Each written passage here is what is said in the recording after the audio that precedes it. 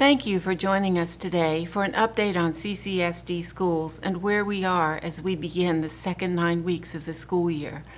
First, we should pause to take note of the fact that we've actually made it through the first quarter of the most unique year in our memories. We need to celebrate this because truly, it is no small accomplishment. We are particularly proud of the work by educators and support staff during these challenging times. From day one, our schools have offered parents a choice of attendance options, knowing that one size doesn't fit all families. We've honored the requests for in-person in a measured way that we could effectively manage inside our buildings. Likewise, for those parents who are not ready to return in person, we will continue to offer one or more remote learning options. We want to thank our teachers and staff members whose flexibility and tolerance for dealing with so many unknowns and adjustments allowed school to resume in Charleston County for students 5 days a week, beginning September 8th. In that same vein, we offer a thank you to our parents and families who've been very understanding while dealing with inconveniences and changes as we work to make the adjustments necessary to bring more students back in accordance with our safety protocols. We began the school year on September 8th with about 1 out of every 4 children returning to school in person. Principals and teachers have phased in an additional number of students over time as more parents have requested in-person learning. In fact, an additional 5,100 students will return November 11th. That means district-wide, about 70% of Charleston County students will be in classrooms full-time, 5 days a week. We need to make some modifications as we begin the second quarter in order to be responsive to parents and to teachers. As we respond to the voices of parents who want to return to school, we also hear clearly the voices of teachers, many of whom are teaching students in person and online at the same time. Teachers ask that we do everything we can, especially at the elementary level, to help them devote their attention to students by reducing the complexities involved in teaching children in person and online simultaneously. Principals and teachers have worked on plans to honor all parent requests. In order to do this, they've had to make some changes in teaching assignments because there just simply aren't enough teachers to cover the smaller number of students wanting to continue to learn online. At the elementary level, where more than 3,500 children are returning in person this week, several teachers who've been teaching remotely will begin teaching in person. A few elementary schools that will have a very small number of students who continue to learn online are collaborating to form a regional approach, creating classrooms between schools, with some students taught by a teacher from a school who's different from the one that they're currently enrolled in. Middle and high school schedules are not as easily regionalized, so principals and teachers at those levels have worked inside their schools to better balance class rosters.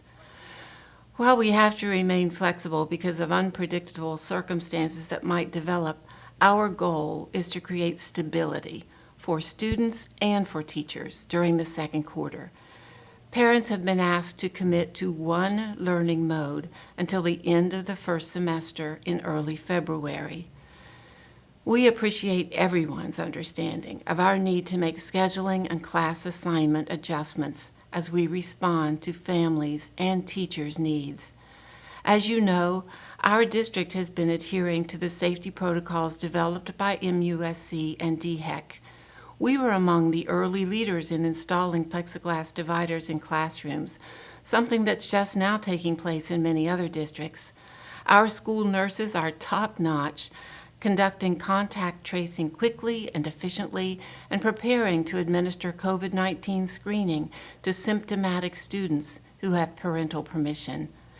CCSD was among the early leaders in providing a daily public dashboard of positive cases in schools. We will continue to closely monitor the data and report openly and transparently. Has everything worked out perfectly? Of course not. However, I'll say, given all the unknowns, I think Charleston County teachers, staff, students, and parents have risen to the occasion in a way that adds respect and pride to our system, end to end. Teachers especially have been amazing, working through the thorniest of problems in uncharted territory. No matter the challenge, teachers and principals have pressed on. This is simply what great educators do.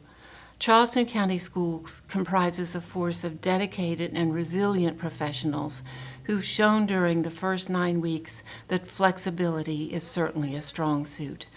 Sometimes lost in our intense focus on the pandemic are some notable accomplishments, such as Charleston County Schools' senior class of 2020 had the highest on-time graduation rate on record last spring, with nearly 87% of students receiving a state diploma. The College Board announced that CCSD's passing rate for advanced placement tests is 10 points above the national average.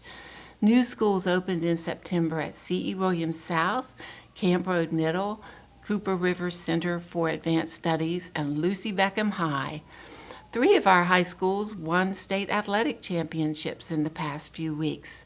And just last week, Charleston County voters approved the 6-year extension of our sales tax for capital projects, which will allow the district to continue providing high-quality school facilities across the district.